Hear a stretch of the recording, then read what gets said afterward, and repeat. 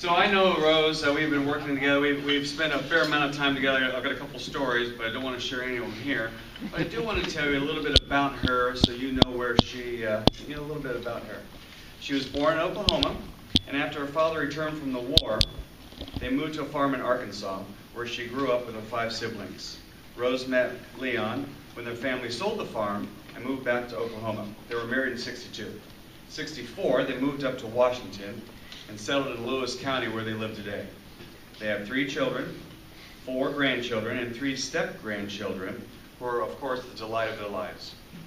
In 1968, Rose and Leon purchased their own business, and while Leon is technically semi-retired, they still continue to own and oversee their business. Rose served 2 terms in the Washington State House of Representatives, and she retired after serving 20 years and as elected Lewis County Treasurer. She joined Chehalis Rotary in 1996 and, of course, served her club in many capacities. She was the Centennial President in 2004-2005 and was the Foundation Chair for 9 long years. She's a multiple Paul Harris Fellow, Paul Harris Society member, a benefactor, and a member of the Bequest Society. Rose has served the district since 2007, and she is serving, the first bit of service was in a very much needed area, web data management. Then she joined the training committee and was a member of the PR committee. In 2005, she led the effort to have Rotary's 100 years of service recognized by the state of Washington's capital. She is, of course, a past assistant governor, and she chaired the district council with all the assistant governors in 2012 and 2013. So Rotarians and guests, please join me in giving a warm welcome to our current district governor, Rose Bowman.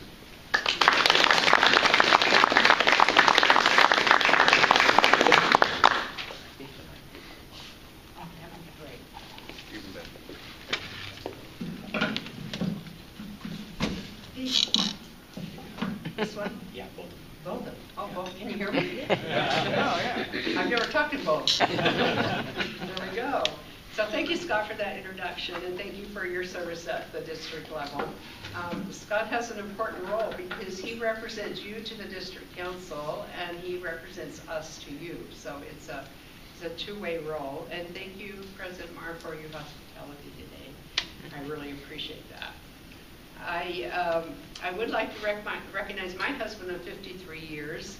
He, without his love and support, I wouldn't be standing before you today as the district governor. He's a Rotarian in his own right and a Rotary leader in his own right, and could just as well be here today as I. So thank you, Leon, for your love and support. And I will say that he sort of took me off guard the other day when he informed me he had a new title. And I said, and what might that title be? He says, my title is God. I said, oh, really? and so then I asked why he thought his title was God, and he said, well, governor's official driver. So he has put together the schedule and does drive me around, but I was thinking maybe dog would work better. God, driver of governor. So there you go.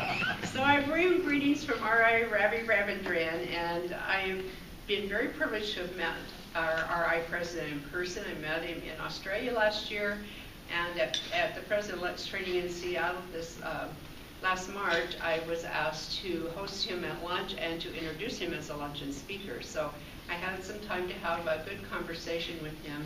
He is absolutely a marvelous man, and I really admire him and his background, and I have every reason to believe he's going to be a great leader for us this year. And I want to tell you a quote of his. Each one of us is made because so many people helped us become who we are. We are molded by our family, our community, our country, and by Rotary. That's why his focus for the year is all about giving back, and I hope each one of you pick up one of those Be a Gift to the World, which is Ravi's theme, and wear it proudly, because certainly all of you give back in some way. And I will put in a plug for his monthly message in the Rotarian magazine. Each of you receive that every month, and I know not all of us read it from cover to cover, but if you just open the front cover and read Ravi's monthly message to us, they are well worth the read. I really enjoyed them. So as Scott said, I grew up in the hills of Arkansas, and I tell you this because I want to tell you my Rotary story. Now, my grandfather was a minister, and throughout these hills in Arkansas, which was a very, very poor area, there were lots of little churches, but the churches had no minister. So my grandfather was what they called a circuit rider minister, and he had a schedule where he went around from church to church and held a service for the people who lived close by. And my family always accompanied him, and I think it was mostly because he wanted my mother, who played the piano and could help him with the singing at the services. Well, the other benefit of my grandpa being the minister was the missionaries would come home on furlough from their service in other countries, and they were required to go around to the churches and tell their story and share what they do for the church in the other countries. Well, I, as a little girl growing up in Arkansas, these missionaries always stayed with Grandpa. So I, as a little girl growing up in Arkansas, got to hear their stories firsthand while we visited with them at Grandpa's house. And I was in total awe of these stories and these pictures and the little artifacts that they brought back and showed us of this far, far away place called Africa that I heard about as a little girl. And life moved on. The little girl grew up, and in 1996 I joined Rotary. Now, I joined Rotary as a very reluctant Rotarian. I had belonged to a couple other service organizations, and they didn't inspire me. So when I went to the Washington State Legislature, I just sort of let them drift away. And then I came back home to work in Lewis County. My husband was already a Rotarian. I had friends who were Rotarians, and they said, Rose, you need to join Rotary. And I said, no, I don't need to join Rotary. I belong to lots of other things. And so finally I gave in and I joined Rotary. But I was there, you know. I did a little bit of this and a little bit of that. I put out a newsletter. I'd help with the social and organize events, whatever they needed. And so as I tell you this story, I'm going to ask you the question, are you a member of Rotary or are you a Rotarian? So you think about that. I was only a member of Rotary. And then my club selected me to be president in 2004, 2005, and what a great year to be president, celebrating 100 years of Rotary. So it was a great agenda, and I jumped in with enthusiasm, planning my year on how we were going to celebrate 100 years of Rotary in our club, along with the rest of the world. And that same year, Leon and I attended our very first district conference ever. At this district conference, I met a young lady, and the young lady was from Tacoma.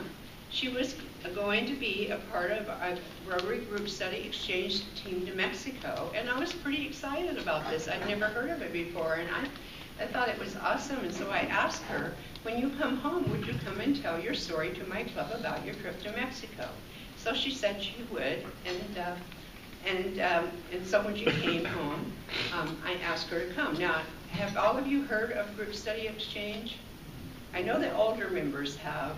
For the younger members, it's a program that Rotary doesn't have at this present time, but it was a group that went to visit another country. It was led by a Rotarian, but the other members of the team were professionals in the community. They were nominated by Rotary clubs to be a part of the team, and their job was to go share their vocation with folks in the other country, and then that country sent a team back here to share their vocation with us in our country.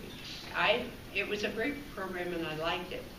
But she came to my club, and she was telling her story about her visit to Mexico. And she talked about visiting this school in La Barca, Mexico, for special needs children. And these were children who were mentally challenged and physically challenged.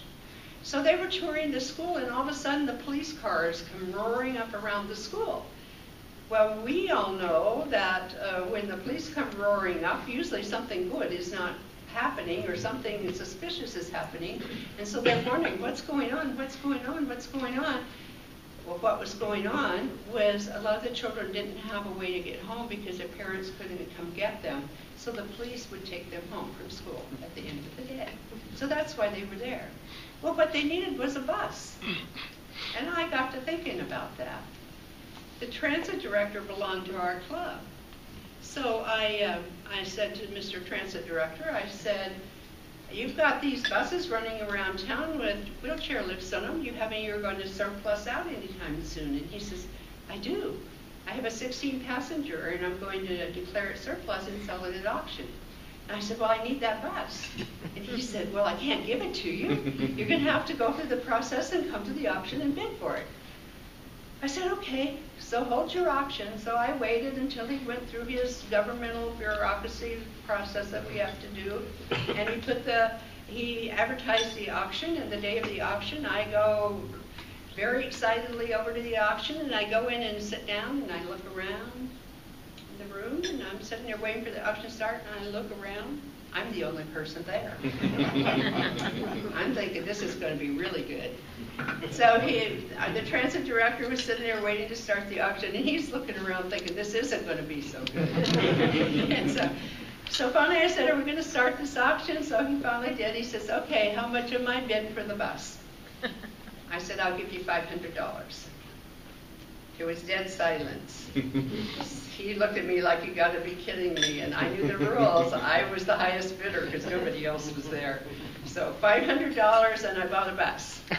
And so our international service chair kicked in, and he says, well, we've got to make sure this bus is in top shape when we take it to Mexico for this school. So he went to the Rotarian and non-Rotarian businesses in town. My husband owns a repair facility, and so he asked Leon to go through the mechanical part of the bus. Another business put brand new tires all the way around. Another business helped us paint the bus. And we were so excited when we were doing our research and found out that the school colors was blue and gold. So how great was that to put a rotary wheel all over the place? And we reupholstered the seats, and we were getting the bus ready. Well, you know, at this same conference, I met a lady representing the Wheelchair Foundation. Have you guys heard of the Wheelchair Foundation? That they do great work in the world. And I thought, we need wheelchairs on this bus when we take it to the school for the kids. And so I called her up. I had her card, called her up. She was up in Canada. And I said, I need to buy some wheelchairs. And she said, well, I only sell them by the container load. Well, I didn't need a container load. So I kept chatting with her, and she says, well, if you send somebody up to pick them up, I have a broken container, and I will sell you enough wheelchairs for your bus. So I asked Alex, a retired member who was in our club, a retired guy who was in our club, and he had to pick up if he'd go get the wheelchairs. He did. Several Rotary clubs in our area helped buy them to put on the bus. So we got the wheelchairs. We gathered up school supplies and other things for the kids, and we loaded up the bus. So we have to get the bus to Mexico. So the International Service Chair says, well, I'll work on that. So he comes and reports in at club that he checked out a train. Train wouldn't work. So he comes back and he reports in, well, I thought maybe we could put it on a ship, but a ship wouldn't work. So at the end of the day, it seemed like that the only way to get the bus to La Barca, Mexico, was to drive it. So Alex agreed, our retired gentleman, he agreed to drive the bus. And so we're waiting for somebody else to volunteer to help Alex drive the bus. Well, we had lots of members who wanted to go to Mexico and celebrate, but they didn't want to drive there. So finally I said, okay, I'll help drive the bus. So my members kind of looked at me like, you know how to drive a bus? And I said, well, I'm a farm girl, and farm girls can drive about anything, but I can drive that big motorhome sitting in my backyard. I can surely drive this bus. So Alex and I had the bus all loaded up, and one August day we climbed aboard the bus and waved bye to all of our Rotarian buddies that were there to see us off, and we headed down I-5 to Portland, Oregon on our way to La Barca, Mexico. Now to get to La Barca, Mexico, you go through Laredo, Texas. So we were going a long way across the country and down, all the way down. So we get to Portland, Oregon, and we head up the Columbia River, headed east for our journey. We get a little ways up the Columbia River, and the bus starts cutting out. it was starting to die. And Alex says, what is it? I said, I don't know what it is. So we're sitting along the freeway. I call Leon on the phone and say, the bus is dying and I don't know what to do with it. He wasn't quite sure what to do with it either over the phone. And so Alex tried to start the bus again and it started. I thought, oh, good, let's go. And so he started driving down the freeway again and got a little ways and it started dying again. I said, there's an exit. Don't put on the brakes. He put on the brakes. Because I wanted to coast down. But so there we were up on the freeway and we were dead. So I told him, I said, okay, Alex, you stick with the bus. I'll go to that little town down there and see what I can find out. And I looked down over there and the freeway was higher than the town and there was this big complex of buildings with vehicles around it and a fence all the way around. And I said, I bet that's a county repair shop. I bet they know about vehicles. So I went walking down there, and sure enough it was. And so I walk into the office, and I hand them my county treasurer card so they know I was somebody they could trust and talk to, and told them my Rotary story. So 2 guys came out, and they hopped in a pickup truck, and they put diesel fuel in the back and put me in the pickup, and we all went back to the bus. And they started the bus for us. And not only did they start it, they filled the tank full of diesel fuel. And so at this point in time, we realized the fuel gauge doesn't work. Mr. Mechanical missed it. So the game on from there on out on our trip was to try to gauge how far we could drive without running out of fuel again, because we weren't going to stop and have the fuel gauge repaired. And I tell you this story because all along the way, whenever we needed help or had an issue, somebody was willing to help us because we were Rotary. We had Rotary all over our bus, and we were Rotary. And it was changing me from a member of Rotary into a Rotarian. And I can tell you that that experience has been very, very special to me.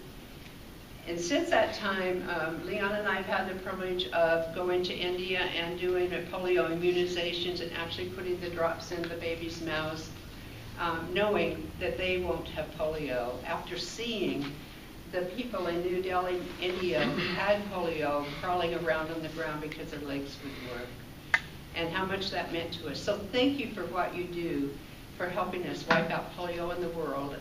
And I hope you've heard the latest news that Nigeria is now polio-free for 1 whole year.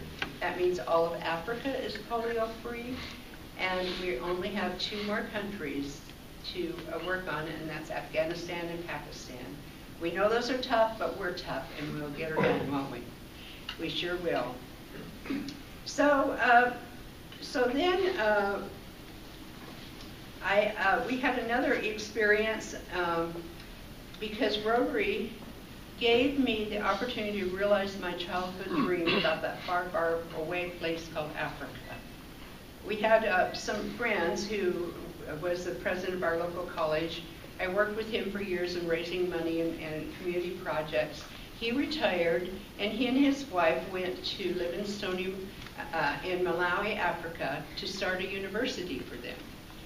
And so they were working back and forth over there, and he came home on furlough one year, and he walked into my office at the county, and he laid a big black notebook on my desk. And he says, Rose, here's your next project. And I said, oh, okay, well, what is this? So I started thumbing through the book, and I looked at this, and I said, this is not just a little project. I said, is this to do with water? And he said, yes. I said, we aren't just drilling wells, are we? And he said, no. I said, this is going to take a lot of money, isn't it? And he said, yes. So for 5 years, I worked stateside. We found a water engineer out of Olympia who was retired and was willing to help us figure out how to make this project come together. And he worked in Africa, and I worked stateside, and we raised almost $1 billion, put this project together, and made it happen. Now, there was a fresh spring up in the mountain there above Livingstonia, and years and years ago, they had aqueducted that water down so that the villagers could use it. But they lined the aqueduct with asbestos, and they It was open so the animals could get into the aqueduct. So by the time the water came down the mountain, it was not clean water. So we had the water source. So it was a simple matter of rebuilding an aqueduct that was secure and closed, and to pipe the water to the villages. And the villagers had to work for that. They carried the sand and the gravel and the cement up the mountain on their backs. They dug the ditches, miles of ditches, to get to their villages by hand with a shovel. And the project came together 5 years later. So Hank and Jenny says to me, Rose, you need to come to Africa. And I said, oh man, I don't know if I can make another trip this year. And then I thought, no, we'll go to Africa. So in September 2011, Leon and I went to Africa. So this little Arkansas girl got to go to Africa.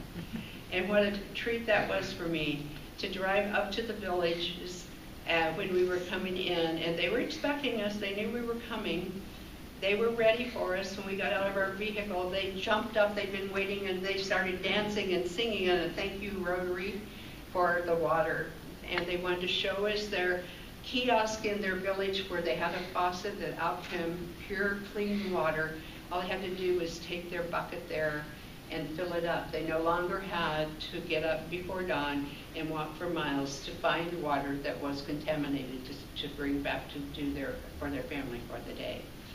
And of course, we had to build, as Rotary does with these sort of projects, you have health and sanitation. So we had built toilets in the villages for them.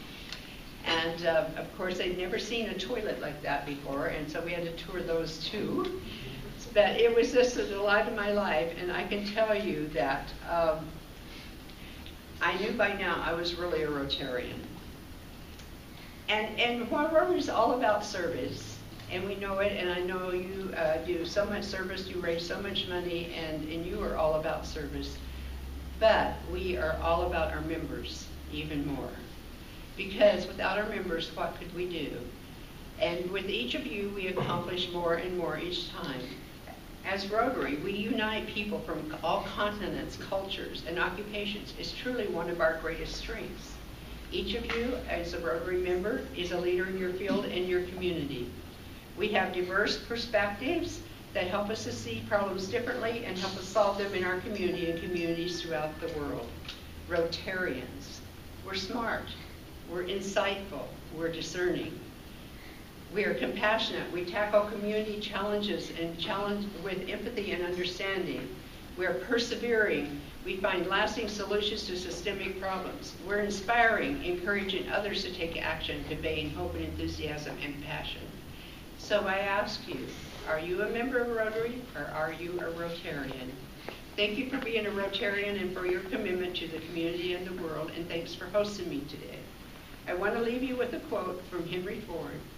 It says, if you always do what you've always done, you will always get what you always got. And so that's what we think about as we move forward with Rotary. So thank you very much. And before I leave, I left some cards on your table. District conference is right up the road from you, down the road from you. But what is important is on the back of that card is a little bio about 2 speakers that we have come to the conference. These are world-class speakers. Leon and I heard them in San Diego last January, and I'm so excited that we have arranged for them to come to the conference, and we will have other speakers too. So I ask you to please come down and join me in Olympia and place to see you. Thank you.